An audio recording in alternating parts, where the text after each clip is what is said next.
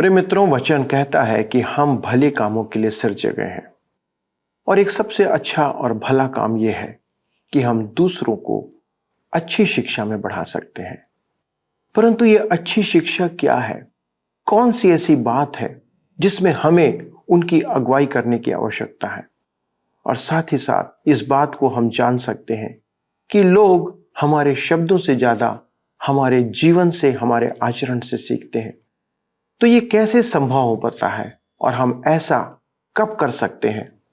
आइए दोस्तों, यदि हम इस बात को जानना चाहते हैं तो इस अध्ययन में शामिल हों और जानें कि हमसे परमेश्वर का वचन बाइबल इस संदर्भ में क्या कहता है।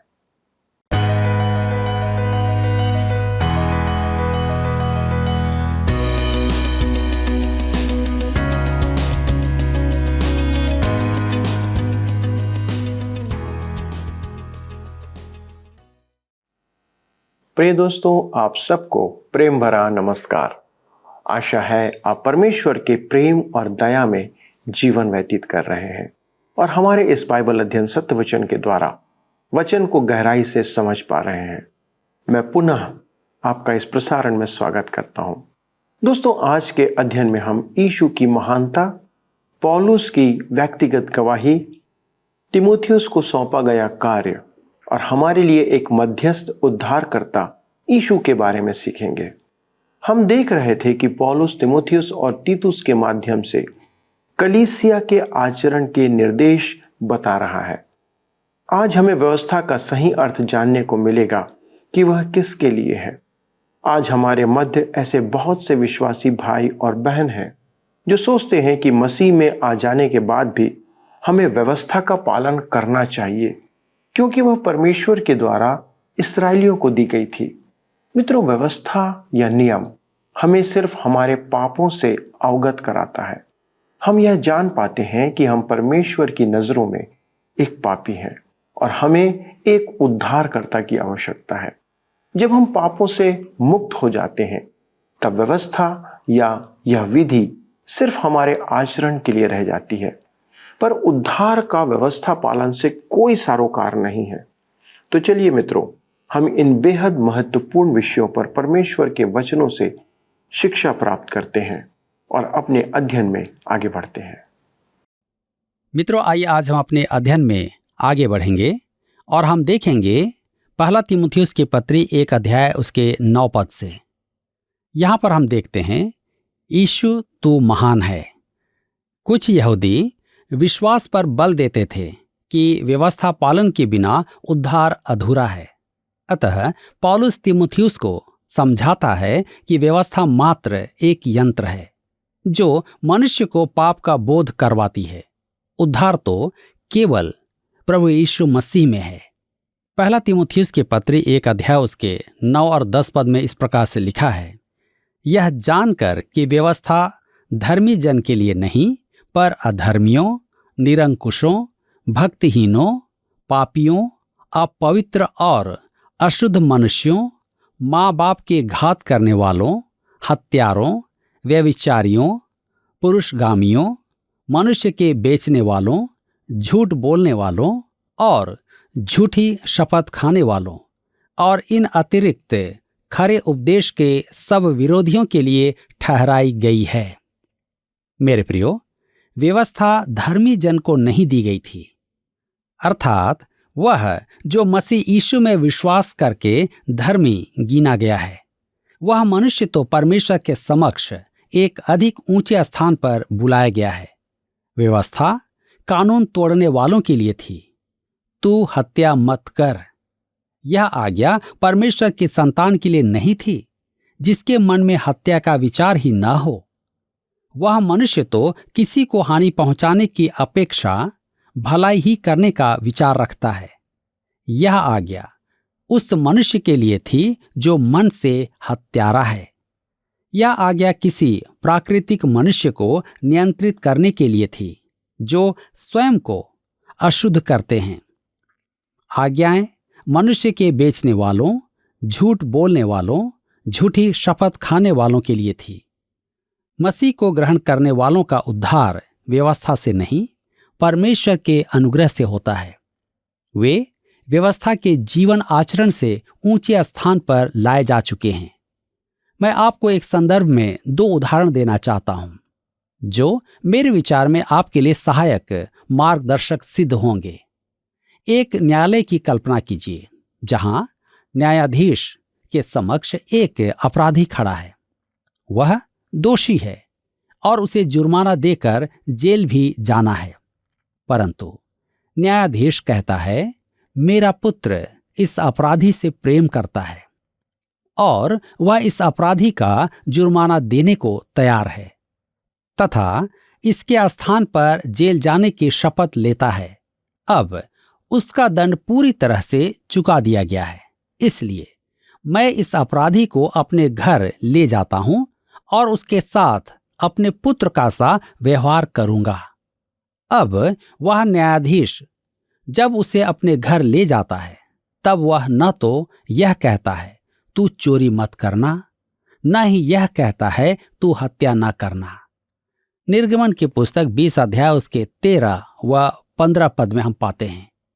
अब वह अपराधी उसका पुत्र बन गया है, इसलिए अब वह उससे कहेगा कि वह परिवार के अन्य सदस्यों से प्रेम करे, खाने के तख्त पर कैसा व्यवहार करे, उसकी पत्नी का आदर करे और घर के कामों में हाथ बटाएं।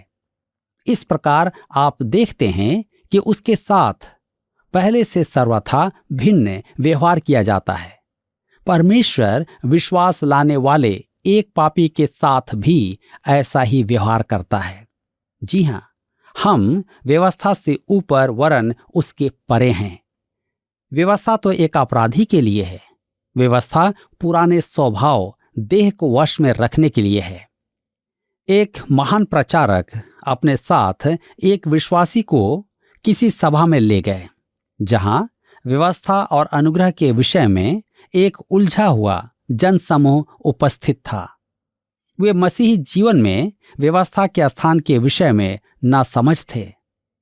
उस विश्वासी ने उनसे कहा, मैं यहाँ रेल से आया हूं और मार्ग में एक स्टेशन पर हम घंटों रुके। वहां स्टेशन के विश्राम कक्ष की दीवार पर मैंने एक चेतावनी पढ़ी, कृपया फर्श पर ना थूकें। वह वहां का नियम था। मैंने फर्श को देखा तो मुझे बोध हुआ कि उस चेतावनी पर किसी ने ध्यान नहीं दिया है, परंतु जब मैं यहां पहुंचा तो मुझे एक प्रिय परिवार में ठहराया गया। वहां मैंने दीवारों पर आकर्षक चित्र देखे, परंतु फर्श पर न थूकने की चेतावनी वहां कहीं दिखाई नहीं दी। मैंने मुड़कर गलीचे पर हाथ फेरा, किसी ने वहां थूका नहीं था। उस स्टेशन पर नियम लिखा था, परंतु मैं जिस घर में ठहरा था वहां अनुग्रह था। मेरे मित्रों, मनुष्य नियम पालन नहीं करता है, वह बार बार नियम तोड़ता है। अनुग्रह के अधीन मनुष्य परमेश्वर के परिवार का सदस्य होता है। वह न तो हत्या करेगा और न ही झूठ बोलेगा। यदि वह ऐसा करेगा तो वह निश्चय ही परमेश्वर की संगति से दूर होगा। इसीलिए वह कहता है, खरे उपदेश के सब विरोधियों। पौलुस यह वाक्यांश इसलिए जोड़ता है कि कहीं उसने कुछ छोड़ ना दिया हो। इसमें वे सब पाप आ जाते हैं जो संयोगवश उस सूची में छूट गए हों। आइए हम आगे देखेंगे पौलुस की व्यक्तिगत गवाही।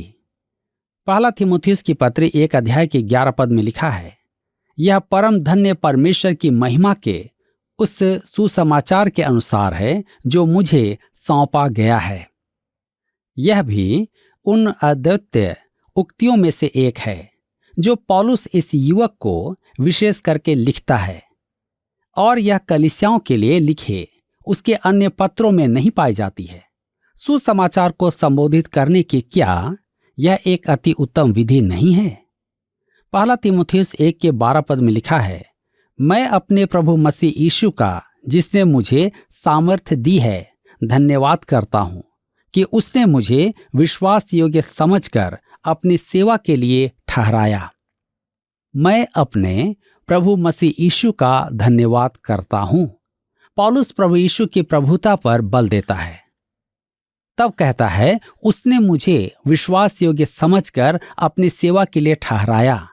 आज सेवा का अर्थ बहुत गलत समझा जाता है। सब विश्वासी सेवा में हैं। यदि कोई परमेश्वर की संतान है तो वह सेवा से बाहर नहीं है। पौलुस सेवा के लिए जो शब्द यहाँ काम में लेता है, यह वही शब्द है जो हम सेवक के लिए काम में लेते हैं, और प्रत्येक विश्वासी प्रभु यीशु मसीह का सेवक है।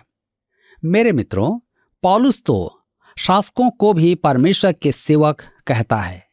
हम कहते हैं कि हमने किसी को किसी पद पर रखा है या उसे चुना गया है, परंतु मेरे विचार में कभी कभी परमेश्वर किसी पद के लिए किसी व्यक्ति विशेष का चुनाव निरस्त कर देता है। शासकों को भी परमेश्वर के सेवकों के नाई सेवा करना चाहिए। पौलुस परमेश्वर का आभारी था कि उसने उसे सेवा के लिए ठहराया है। प्रत्येक विश्वासी के लिए परमेश्वर की सेवा का कोई तो उत्तरदायित्व है। हम 1 तीमुथियुस 1 उसके 13 पद में पढ़ते हैं, मैं तो पहले निंदा करने वाला और सताने वाला और अंधेर करने वाला था, तो भी मुझ पर दया हुई, क्योंकि मैंने अविश्वास की दशा में बिन समझे बूझे ये काम किए थे। अब ध्यान दीजिए, कहता है मैं तो पहले निंदा करने वाला था। पौलुस इस भयानक शब्द को काम में लेता है क्योंकि वह प्रभु यीशु की निंदा करता था, उससे घृणा करता था।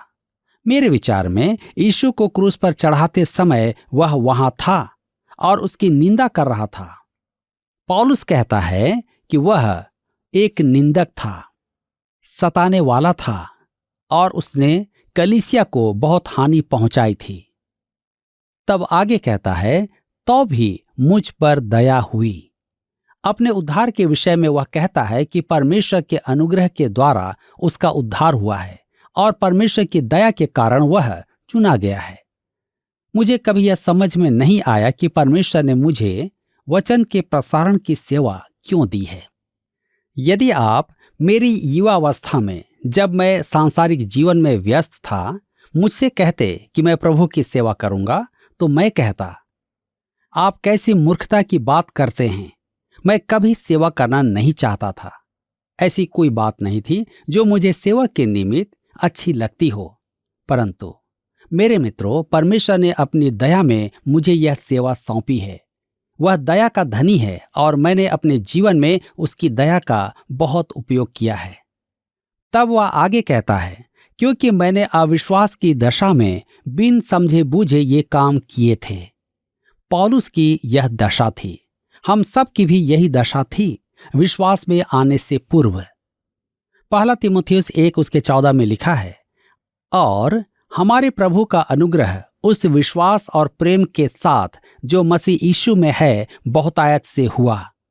पौलुस के उद्धार का कारण परमेश्वर का अनुग्रह था, जिसके द्वारा वह विश्वास और प्रेम के स्थान पर पहुंचा। कहता है जो मसीह यीशु में है। यही बातें एक विश्वासी के जीवन में प्रकट होना आवश्यक है। 1 तीमुथियुस 1 के 15 में आगे पढ़ते हैं, यह बात सच और हर प्रकार से मानने के योग्य है कि मसीह यीशु पापियों का उद्धार करने के लिए जगत में आया, जिनमें सबसे बड़ा मैं हूं। यह धर्मशास्त्र का एक अत्यधिक महत्वपूर्ण पद है, क्योंकि यह पुष्टि करता है कि मसीह यीशु पापियों का उद्धार करने के लिए जगत में आया। वह इसलिए नहीं आया था कि संसार का सबसे बड़ा गुरु कहलाए, जबकि वह नैतिकता का आदर्श स्थापित करने नहीं आया था, परंतु उसने यह भी किया। वह संसार में इसलिए आया कि पापियों का उद्धार हो। गवाही देते समय आप ध्यान रखें कि अपना बड़प्पन और अपनी उपलब्धियों की चर्चा ना करें। बस आपको यही बताना है कि आप एक पापी थे और प्रभु यीशु ने आपको बचा लिया। यही महत्वपूर्ण है। वह कहता है जिनमें सबसे बड़ा मैं हूं। अपने आप को सबसे बड़ा पापी बताने में पौलुस बढ़ चढ़कर बात नहीं कर रहा है, वह सच कह रहा है। वह प्रभु यीशु की निंदा करता था, उसे बुरा भला कहता था। हम देखते हैं यहां पर शब्द है पर। पौलुस कहता है मुझ पर दया हुई। प्रभु यीशु पापियों को बचाने आया था। जी हाँ, यदि आप कहें मेरे विचार में प्रभु मुझे नहीं बचा सकता क्योंकि मैं एक महान पापी हूं, तो आप गलत हैं। पौलुस सबसे बड़ा पापी था और वह बचा लिया गया है। अतः यदि आप चाहें तो आप भी बचाए जा सकते हैं। अब निर्णय आपका है। आपको जो करना है वह यह है कि बस प्रभु यीशु को ग्रहण करना है। शेष सब काम वह स्वयं कर लेगा। वह विश्वास योग्य है। पौलुस कहता है यह बात सच है। तब हम पहला तीमुथियुस 1 उसके 16 पद में पढ़ते हैं, पर मुझ पर इसलिए दया हुई कि मुझ सबसे बड़े पापी में यीशु मसीह अपनी पूरी सहनशीलता दिखाए कि जो लोग उस पर अनंत जीवन के लिए विश्वास करेंगे उनके लिए मैं एक आदर्श बनूं। कहता है पर मुझ पर इसलिए दया हुई। देखिए, उसे प्रचारक बनने के लिए, एक सेवक बनने के लिए परमेश्वर की दया की आवश्यकता थी। यीशु मसीह अपनी पूरी सहनशीलता दिखाए कि जो लोग उस पर अनंत जीवन के लिए विश्वास करेंगे उनके लिए मैं एक आदर्श बनूं। पौलुस के कहने का अर्थ है कि वह एक सुसमाचार प्रचारक ही नहीं, सुसमाचार का आदर्श भी था। पहला तीमुथियुस 1 के 17 में हम पढ़ते हैं, अब सनातन राजा अर्थात अविनाशी, अनदेखे, एकमात्र परमेश्वर का आदर और महिमा युगानुयुग होती रहे। आमीन। पौलुस अपने परमेश्वर के स्तुति गान के बिना आगे नहीं बढ़ पाता था। यह सनातन राजा कौन है? वह प्रभु यीशु मसीह है। प्रभु यीशु कौन है? वह एकमात्र सर्वज्ञानी परमेश्वर है। अब आप मुझसे यह न कहें कि पौलुस प्रभु यीशु को परमेश्वर नहीं कहता है। पौलुस उसे देह में प्रकट परमेश्वर मानता था और वह उसकी गवाही भी देता है। अब हम देखेंगे तीमुथियुस को कार्यभार सौंपना। पहला तीमुथियुस 1 के 18 पद में लिखा है, हे पुत्र तीमुथियुस, उन भविष्यवाणियों के अनुसार जो पहले तेरे विषय में की गई थी, मैं यह आज्ञा सौंपता हूं कि तू उनके अनुसार अच्छी लड़ाई को लड़ते रह। ध्यान दीजिए, वह कहता है, हे पुत्र तीमुथियुस, मैं यह आज्ञा सौंपता हूं।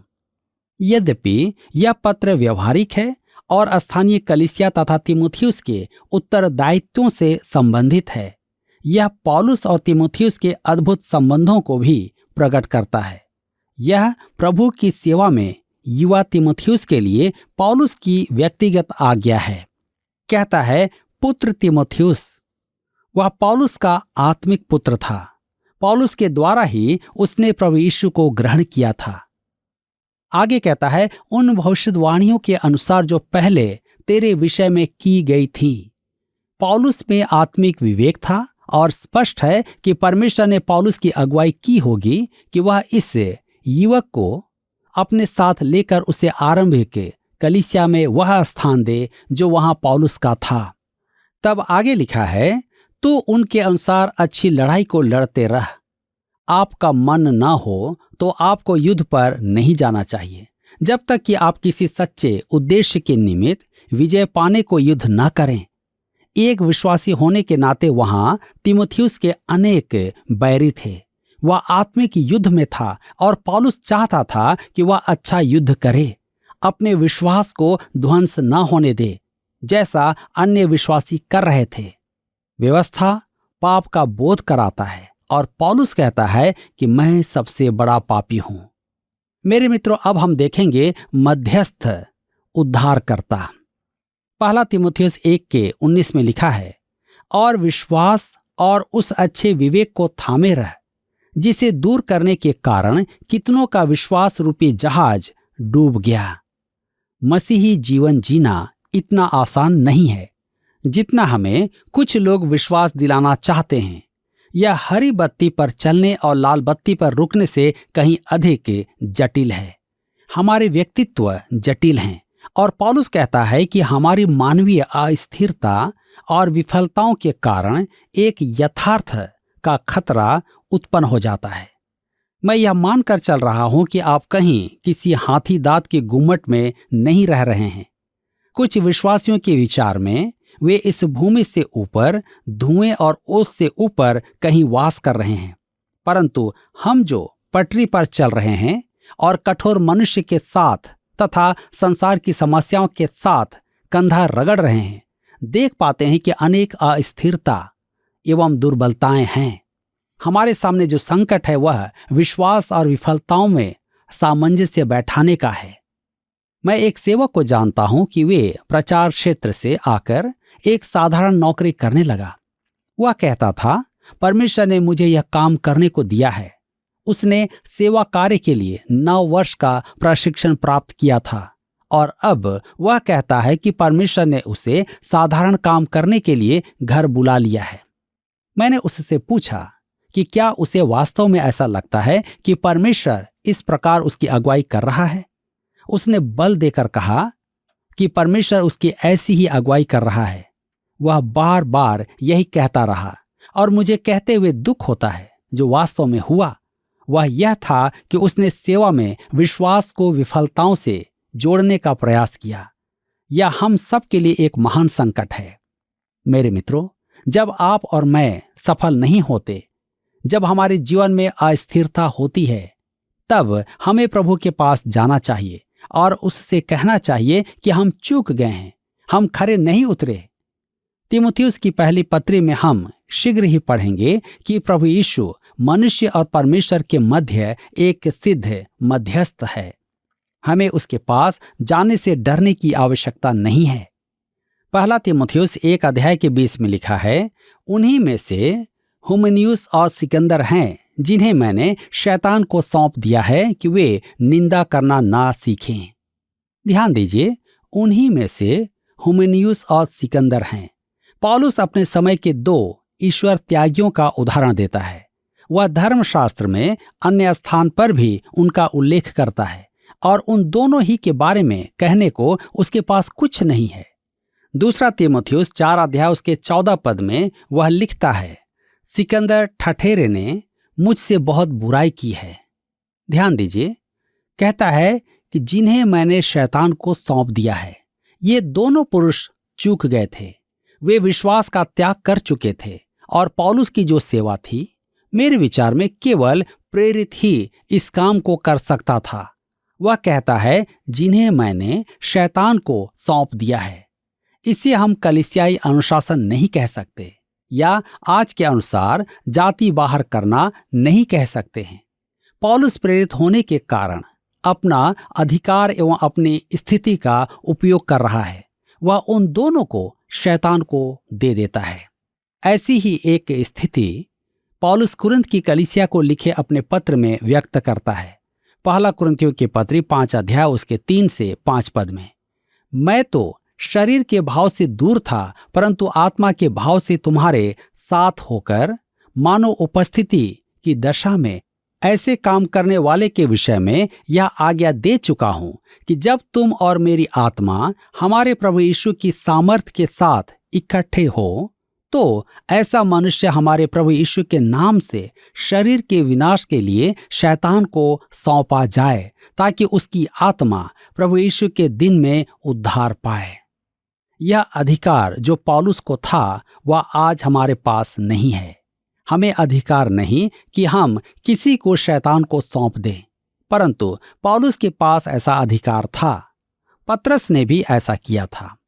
मेरे विचार में यदि हम हनन्याह और सफीरा से पूछें तो वे हमें उसके प्रेरिताई अधिकार के बारे में कुछ बता पाएंगे, जिसे हम प्रेरितों के काम 5 उसके 1 से 11 पद में पढ़ पाते हैं। मेरे प्रियो, यह क्या ही अद्भुत बात है कि आज हम इन महत्वपूर्ण बातों को सीख रहे हैं और मैं विश्वास करता हूं कि आप अवश्य ही इन बातों के द्वारा अपने जीवन में आशीष प्राप्त कर रहे हैं। परमेश्वर आप सबकी सहायता करें। प्रिय मित्रों, आपने देखा कि वचन सभी विश्वास करने वालों को परमेश्वर का सेवक ठहराता है। यह पत्री भी सेवकों के आचरण से संबंध रखती है। आप और मैं मसीह के सेवक ठहराए गए हैं। यदि हमने उसे अपना उद्धारकर्ता स्वीकार किया है, तब क्या आप आज उसकी सेवा में पाए जाते हैं? सेवा का अर्थ है मसीह के आचरण में बने रहना और संसार को उद्धार का संदेश देना। आप जिस स्थान में भी हैं, जिस कार्य में भी हैं, वहां आप मसीह की सेवा कर सकते हैं। पौलुस कहता है तो मसीह की पत्री हो। लोग हमें पढ़ते हैं, हमारे जीवन को देखते हैं और हम में मसीह का आचरण देखना चाहते हैं। आपके शब्दों से अधिक आपका आचरण मसीह को प्रकट करता है। क्या आपका जीवन मसीह की गवाही देता है मित्रों? यह एक महत्वपूर्ण प्रश्न है। हमने देखा कि पौलुस तीमुथियुस को आज्ञा देता है। मित्रों, मसीही जीवन एक शिष्यता का जीवन या चेन रिएक्शन है, या कह सकते हैं कि अभिक्रिया की श्रृंखला है। आपके जीवन से कोई सीखता है और उसके जीवन से कोई तीसरा सीखता है और फिर तीसरे से चौथा। इस प्रकार यह प्रक्रिया चलती रहती है। क्या आपने किसी को अब तक मसीही जीवन या आचरण में आगे बढ़ाया है? हमारे आसपास के लोग हमारे जीवन से सीखते रहते हैं, जो कि एक अगुवाई का काम है। मित्रों, आप जाने अनजाने लोगों की अगुवाई करते हैं और आपका जीवन ही इस बात को पूर्ण करता है। आपने देखा कि पौलुस स्वयं को सबसे बड़ा पापी कहता है और अपने उद्धार के लिए परमेश्वर की दया को जिम्मेदार ठहराता है। यह इस बात को साबित करता है कि परमेश्वर किसी का भी उद्धार कर सकता है। यदि वह उद्धार अर्थात पापों की क्षमा पाना चाहता है, तब क्या आज आप पापों की क्षमा पाना चाहते हैं? तो आप परमेश्वर से आज और अभी उसे प्राप्त कर सकते हैं। आइए दोस्तों, हम प्रार्थना करें। हमारे स्वर्गीय पिता, प्रभु, हम धन्यवाद देते हैं कि आप हमारे उद्धारकर्ता परमेश्वर हैं और आप में वह सामर्थ्य है कि आप हमारे पापों को क्षमा करते हैं। लेकिन उसके लिए प्रभु आप अपेक्षा करते हैं कि हम आपके सन्मुख अपने आप को समर्पित करें, अपने पापों के लिए पश्चाताप करें और तब आप हमें वो अनंत जीवन प्रदान करते हैं।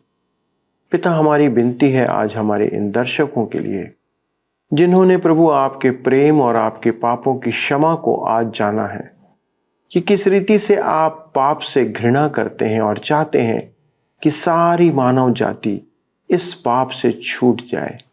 और उसके लिए प्रभु आपने अपने आप को क्रूस पर बलिदान कर दिया।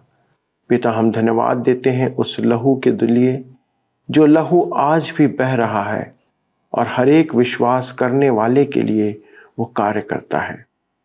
पिता, आपका वचन लोगों के हृदय में काम कर रहा है और धन्यवाद देते हैं प्रभु हमारे इन सब प्रिय दर्शकों के लिए जो प्रतिदिन आपके वचन को सुन रहे हैं और आपके वचन में बढ़ रहे हैं। पिता, इनकी सहायता करिए कि ये आपके वचन में ना केवल बढ़ते जाएं, परंतु वो मसीही आचरण उनके जीवन में प्रतिलक्षित होने पाए। धन्यवाद देते हैं पिता, प्रार्थना को सुनने के लिए प्रभु यीशु क्रिस्त के नाम से मांगते हैं, आमीन। प्रिय मित्रों, आज के अध्ययन में आपकी उपस्थिति ने हमें भी प्रोत्साहित किया और ये आशा करते हैं कि आज के अध्ययन के द्वारा आपने बहुत सी बातों को सीखा है। क्या आप हमारे साथ उन बातों को साझा करना चाहते हैं? तो कृपया हमें फ़ोन करें, SMS करें और यदि आपके पास कोई प्रश्न है तो आप हमसे संपर्क करते रहिए ताकि हम आपकी सहायता करने पाएं। अगले प्रसारण में इस श्रृंखला को आगे बढ़ाएंगे। तब तक परमेश्वर के वचन में बने रहिए और जी हाँ, उसी से प्रेम करते रहिए। प्रभु आपको आशीष दे। आइए अब हम प्रश्नों को देखें। पिछले प्रश्न का उत्तर है ए, शुद्ध विवेक। पौलुस की शिक्षा के अनुसार 3 अद्भुत गुण विश्वास, प्रेम और शुद्ध विवेक कलीसिया के फल हैं। आज के अध्ययन पर आधारित प्रश्न है, व्यवस्था पालन के द्वारा मनुष्य का उद्धार हो सकता है? उपरोक्त कथन खाली स्थान है। मित्रों, इस प्रश्न का उत्तर हमें कल सुबह 6 बजे से पहले विकल्प A, B के साथ अपना नाम, पता, स्थान के साथ 9651433397 पर SMS या WhatsApp करें। क्या आपको यह कार्यक्रम पसंद आया? अभी हमें एक मिस कॉल करें और आप अगले विजेता हो सकते हैं।